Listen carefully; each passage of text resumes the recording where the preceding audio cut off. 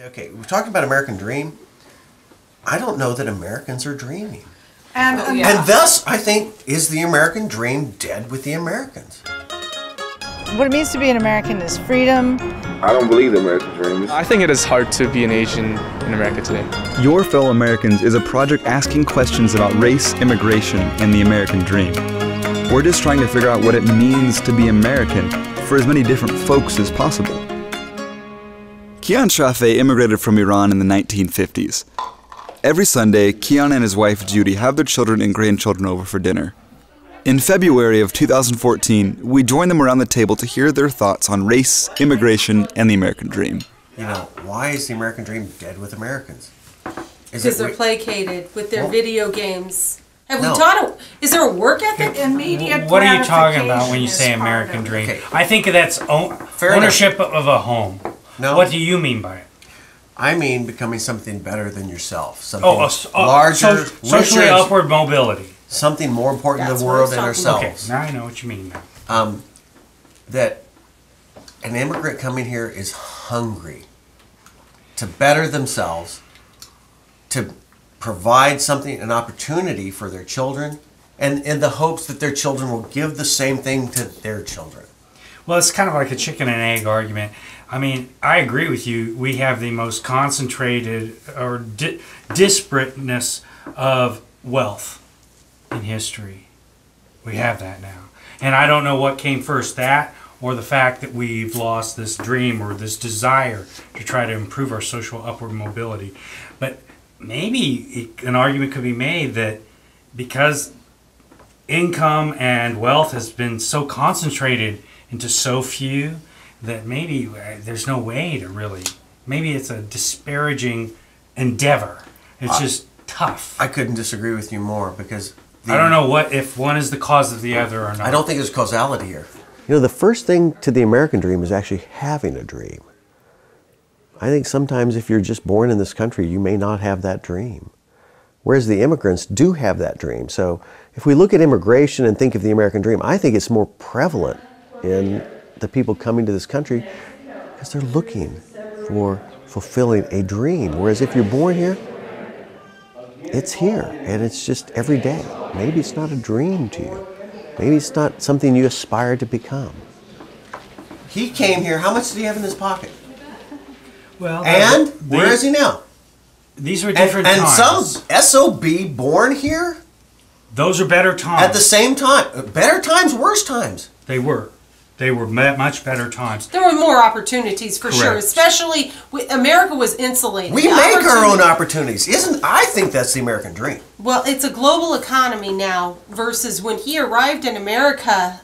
If you were in America, your opportunities lied in America, and we were insulated from threats from outside. So if you managed to make it to America, there were spots for you in universities that were held for Americans. Essentially, nobody else could rise to that.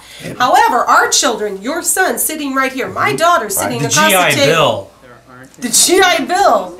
My American dream for my children is I realize now that the reason I was born was so they could be born. And my job as their parent is to make sure they have every opportunity to succeed in this global economy and this world that they find themselves in. And it's my job to prepare them and to recognize that where my opportunities might have lied in one pocket or another, and they might have been vast and open, my children's opportunities in a world that has over 7 billion people may not be as vast because competition has increased. Things have changed since he arrived. But a disparity in income, I don't believe is a manifestation of some intrinsic problem in a free It just makes the slope society. harder to climb. Harder, Absolutely. yes. But you know what? Life is difficult. He didn't know the language. He didn't have money. He had opportunities. Yes, but you know what? If you're hungry, you're willing to work hard, it may be tough. But there's a disparity in wealth. Well, darn.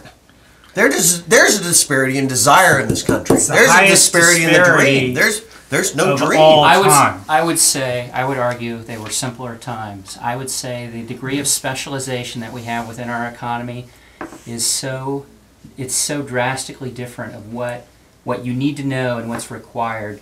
Many of the niche opportunities that existed have gone away. The small business owner, the person who would open a retail shop, are you kidding me? Compete against Walmart now? Do you know that, in my opinion, that's the evilest empire that stands. The way that they hire their workers at the poverty, just below the poverty level, and then they hand out Medicare applications. Medicaid applications. Here's your health care plan. It's Medicaid. Supply and demand market. It's not really supply and demand. It's just pushing their health care needs onto the taxpayer. It is a profit-driven mode. It's capitalism. It is, but it's at the benefit of a few. And it's at the disadvantage of many. And what's worse, and I'm sorry to interrupt, and this is that the special interests have gained a foothold. And actually, they own our politicians. I think if you go back 40 years ago, you're right. Politicians really believed in what was right for the people, what the masses really wanted. I think at this point in age, what you have is a bunch of politicians who are so worried about getting reelected that they have to placate toward the special interests, and the special interests are unrestrained. That's and correct. so now it's our political system that is really driving the disparities. I don't think it's a lack of desire. I think the people have been beaten down by their own government. You guys are right. However, even in a setting, and no, you are, sincerely. I'm not against people being rich. I'm not against people having things. But, you know, yeah, there's a lot of corruption, there's a lot of challenges, and there's a lot of disparity in wealth. Mm-hmm. But I have to believe at the end of the day, if you want better for yourself, if you're hungry for yourself, you can make it. Yeah, maybe it's tougher today than it was 30 years ago. Okay, granted.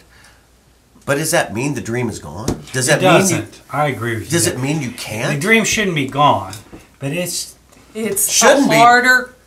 What did you say? It was a harder curve. Yeah, or the higher, slope got higher. The slope got higher. But we still have a slope, thank goodness. Yeah. Well, I think it all has to do with I'm the sorry lack to be parochial, and the reason I suggest that is not all of us were fortunate enough to be born into a family that has a caring mother and a caring father. I mean, what we're faced here, I think we're looking through. It's the family. Okay. Absolutely. Give it. And what I will say in this country is all of a sudden material wealth became more important than raising a family. We have, the norm now is both parents working. The norm, and what that norm has created is not only generations of latchkey kids. Here we are looking at foreign lands, and we're talking about the characteristics. I think the characteristics of success, I mean, how often do we think about the station in which we were born into? I mean, if you don't have the right parental support, I don't think there's any form of desire that will get you there. So do you think immigrants are bringing that family value more than the people born in this country? I agree with you. I think they had it before they got here. I think that there is a lack of motivation. It's Sunday. And we're all here. Why? Because it's For Sunday. family. And we're family. And we're at Mama's house every Sunday, It's honey. because the values he has, that he's hoping to instill in his children, and he's praying we instill it in ours. Louis L'Amour, Education of a Wandering Man. In the later part of his book is an autobiography. He said, "We are finally all wanderers in search of knowledge. Most of us hold the dream of becoming something better than we are, something larger, richer, in some way more important to the world than ourselves. Unfortunately, the way taken is the wrong way, with too much emphasis on what we want to have rather than what we wish to become. I wanted to become something better than what I was. My father came here with a dream to raise a family that was better than him. My dream is to raise 4 little boys to become men that are better than me." And to me, the American dream is passing on opportunity, not riches. Passing on values, not bank accounts. I'm Is the American dream still attainable for the next generation in a globally competitive world? Is upward mobility still possible? Really? Or is the slope too hard to climb? Comment below or visit kcpt.org/yourfellowamericans.